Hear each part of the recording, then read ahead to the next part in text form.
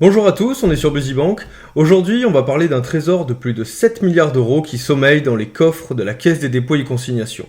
Et le mieux, c'est qu'une partie de ce pactole vous appartient peut-être. Alors comment cet argent est arrivé à la Caisse des dépôts et consignations? On va tâcher de comprendre ça ensemble dans cette vidéo. En avant! Pour comprendre pourquoi ces fonds sont à la Caisse des dépôts et consignations, il nous faut comprendre d'abord la loi Ecker.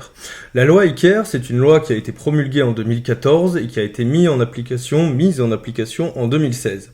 Cette loi, elle renforce un premier dispositif qui avait été mis en place en 2008. Et cette loi, elle a pour vocation à obliger les banques et les assurances à retrouver les bénéficiaires de leurs contrats. Pour faire simple, un contrat qui est dit sans mouvement, qui est en déshérence, c'est un contrat sur lequel il n'y a plus d'activité. La banque a donc obligation, dans un délai de 10 ans, de transférer ses fonds à la Caisse des dépôts et consignations. Dans la pratique, il peut s'agir d'un livret, suite à un déménagement, vous avez oublié de le clôturer, et qui a été transféré dans un délai d'inactivité. La banque n'a pas pu vous contacter, et donc n'a pas pu vous restituer vos fonds. Dans un délai de 10 ans, la banque a obligation de transférer ses fonds à la Caisse des dépôts et consignations.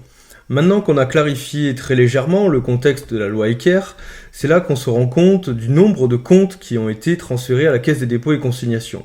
Puisqu'au final, entre 2016, donc sa mise en application, et 2021, c'est plus de 11 millions de comptes qui ont été transférés pour un total de plus de 7 milliards d'euros. Ceci étant dit, comment savoir si vous êtes concerné et comment demander la restitution de vos fonds?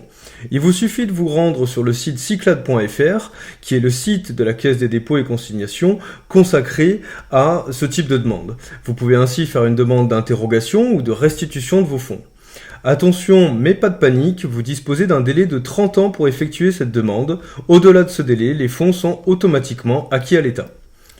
En tout cas, j'espère que cette vidéo vous a plu et que vous avez peut-être récupéré une partie de ce trésor.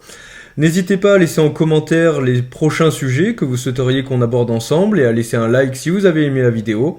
Moi, je vous dis à la prochaine. Ciao!